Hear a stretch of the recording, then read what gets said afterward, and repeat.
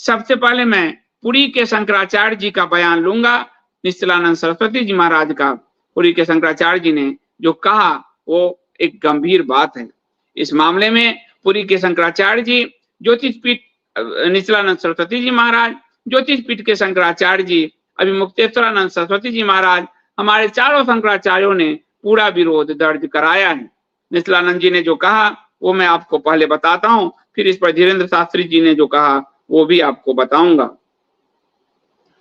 निश्चलानंद महाराज जी ने कहा कि मंदिर पर सरकारी नियंत्रण समाप्त हो, वहां खोली जाएं गौशालाएं।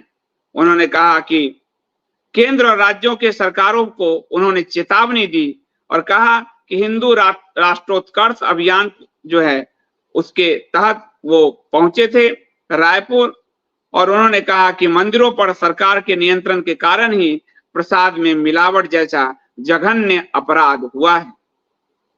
मंदिरों के मौलिक अधिकार उन्हें वापस मिलने चाहिए। हर मंदिर के प्रबंधन को वहां पूजा से लेकर प्रसाद तक की व्यवस्था तक करने का अधिकार होना चाहिए। तिरुपति बालाजी मंदिर के जरिए वहां की सरकार बिजनेस कर रही है। बिजनेस में गोरख धंधा करने वालों की कमी नहीं है। साथ ही ऐसा कहीं न हो, इसके लिए हर मंदिर में आवश्यक रूप से गौशाला होने की बात कही, जिससे भगवान के प्रसाद के लिए बाहर से दूध घी आदि लाने की जरूरत ना पड़े और शुद्धता से समझौता ना हो।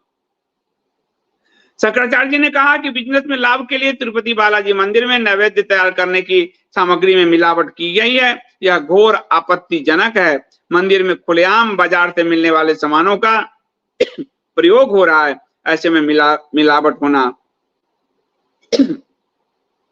लाजमी है। वेदों में प्रसाद को लेकर साफ साफ कहा गया है कि भगवान का नैवेद्य प्रसाद बनाने में वेद लक्षणा गौ के दूध और घी का उपयोग होना चाहिए। आपको दिन में बताया था कि ज्योतिष पीठ के शंकराचार्य अभिमुक्तेश्वरानंद सरस्वती जी ने साफ साफ कहा है कि वेद लक्षणा गाय के लिए वो एक प्रोटोकॉल का निर्धारण कर रहे हैं, एक प्रोटोकॉल बनाएंगे और सभी की ट्रैकिंग की व्यवस्था करेंगे।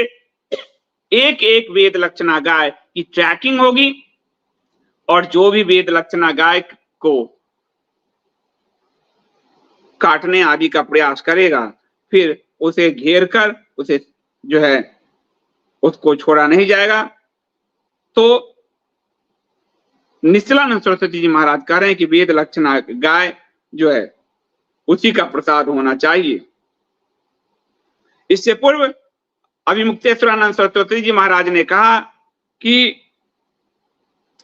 लोगों ने उनसे पूछा कि प्रायश्चित कैसे हो, तो उन्होंने कहा पंचगव्य का को ग्रहण कर, जो देसी गाय है हमारी उसके पंचगव्य को ग्रहण कर हम इस प्रायश्चित से, यानी ये जो हमारे धर्म को मिटाने का प्रयास किया गया है उससे हम मुक्त हो सकते हैं। पंचगव्य में गाय के जो दूध, घी, दही, गोबर, गोमूत्र, ये 5 को मिलाकर मिश्रण पंचगव्य कहलाता है।